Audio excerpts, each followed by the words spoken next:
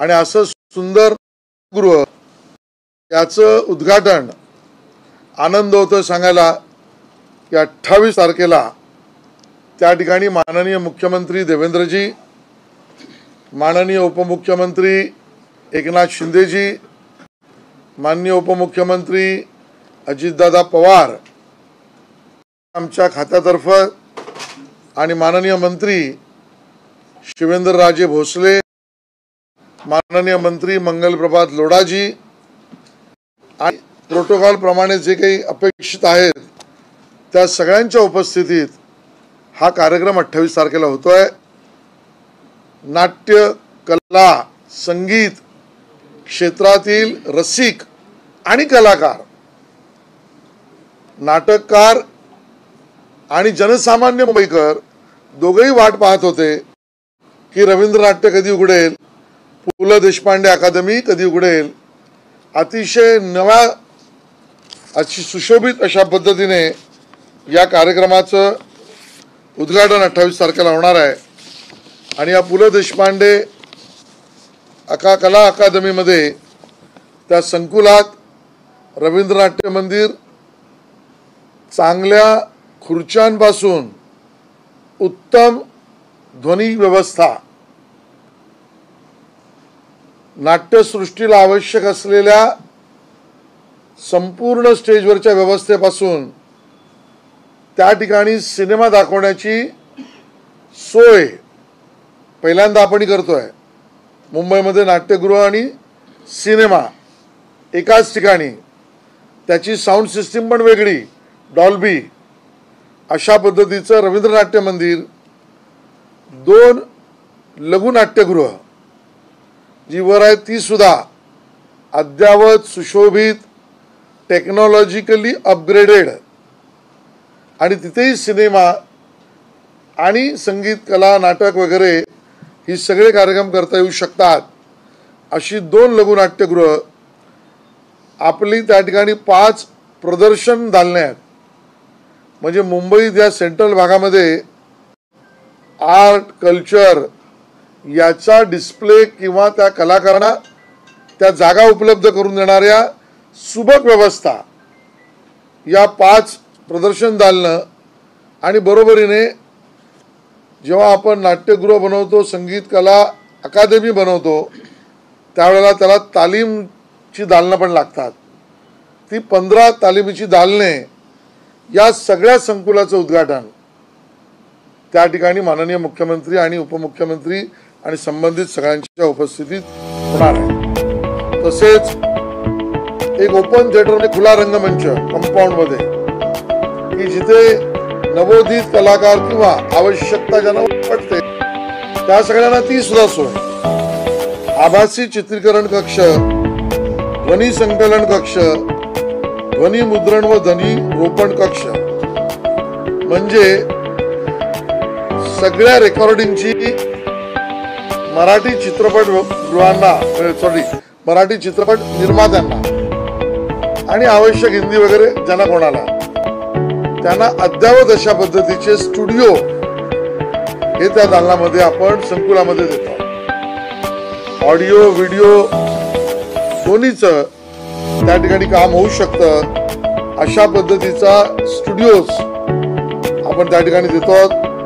बरोबरीने आग्रह आमच्या विभागातर्फे याचा राहिलाय, आमचे सचिव खारगे साहेब सुद्धा इथे उपस्थित आहेत, त्यांचाही आग्रह राहिलाय। माननीय मुख्यमंत्र्यांचा निर्देश आहे या अकादमीमध्ये नवोदित कलाकारांना त्यांची कला दाखवण्याची जशी सोय आहे तसे कला गुण त्यांचे उपजत असतील तर त्याला वाढ बळ मिळण्याची सुद्धा अकादमीमध्ये व्यवस्था असली पाहिजे। आणि म्हणून कला सादरीकरण, कला शिक्षण, कला आस्वादन, कला संवर्धन आणि कला विषयक रोजगार निर्मिती अशा विविध सुविधा अकादमीत करण्याचं ठरलंय, सुरू होणार आहे। आणि यामध्ये 20 वेगवेगळ्या प्रमाणपत्र व पदविका अभ्यासक्रम, म्हणजे आपल्याला ही संधी आपल्या नवोदित कलाकारांना द्यायची आहे की ज्यांना यात सर्टिफाईड कोर्स सुद्धा त्या ठिकाणी आपण चालू करतो. मला वाटतं मुंबईतलं अति असं भव्य आणि सुशोभित असलेलं हे नाट्यगृह आणि अकादमी आता मुंबईकरांसाठी आपण खुली करतोय. 28 तारखेपासून आपल्या माध्यमातून मुंबईकरांना त्याचं मी जाहीर आमंत्रण देतोय. आपल्या सगळ्यांनाही आमंत्रण देतोय की आपण सगळ्यांनी या कार्यक्रमाला जरूर यावं. धन्यवाद. काय विचारायचं आहे?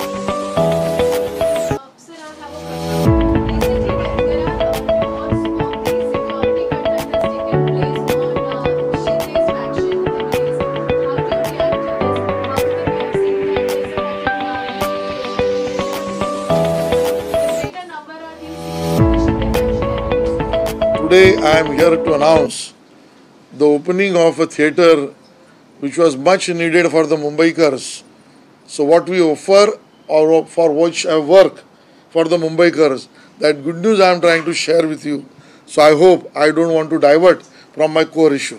Sir, छत्रपती संभाजी महाराज यांच्याबद्दलचं विकिपीडियावरचं जो मजकूर वादग्रस्त समोर आलेला आहे, मुख्यमंत्र्यांनी सुद्धा निर्देश दिलेला आहे या सगळ्याची चौकशी करण्याची. आता मुख्यमंत्री महोदयांनी निर्देश दिल्यावर आता बाकी मी बोलण्यासारखं काही नाहीच आहे. मला वाटतं माननीय मुख्यमंत्र्यांनी याची दखल घेतली आहे. यंत्रणा आता योग्य कारवाई करतील.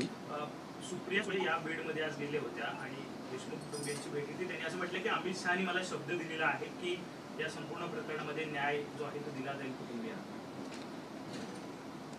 देशमुख कुटुंबियांचं दुःख आणि घडलेला अतिशय हिंसात्मक हा भाग जो आहे, खून जो आहे, या विषयात संपूर्ण महाराष्ट्राची हीच भावना आहे की जे कोणी दोषी आहेत त्यांच्यावर काही कठोर कारवाई ही होणारच आहे, प्रस्तावित आहे, सुरू झालेली आहे. कोण कोणाला भेटतं याच्यावर मी काही प्रतिक्रिया देणार नाही. राज्य सरकार म्हणून आम्ही कायदा सुव्यवस्थेत माननीय मुख्यमंत्र्यांनी दिलेल्या निर्देशानुसार सरकार काम करेल आणि यंत्रणा काम करतील. आज मी रवींद्र नाट्य आणि पु ल देशपांडे अकादमी ही आता मुंबईकरांसाठी खुली होणार ही आनंदाची बातमी कळवत असताना मला दुसऱ्या कुठल्या विषयाकडे आज तरी वळावं असं वाटतं. मंत्रालयामध्ये कुठेतरी श्रेयाचं राजकारण सुरू आहे. त्यांनी वेड्यांची जत्रा भरली असा आरोप जो आहे तो संजय राऊत. ज्यांना आता इस्पितळात नाव घालण्याची वेळ आली आहे आणि ते वेड्यांच्या इस्पितळात ते वेड्यासारखं बडबड करतात. त्यात अग्रणी नाव संजय राऊत यांचं आहे.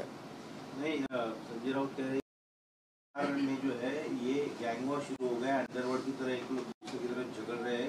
कुछ आलमी सरकार में मतलब बीजेपी वो अपने दल का है, अपने दल में उनके लीडर्स उनको छोड़ के जा रहे हैं.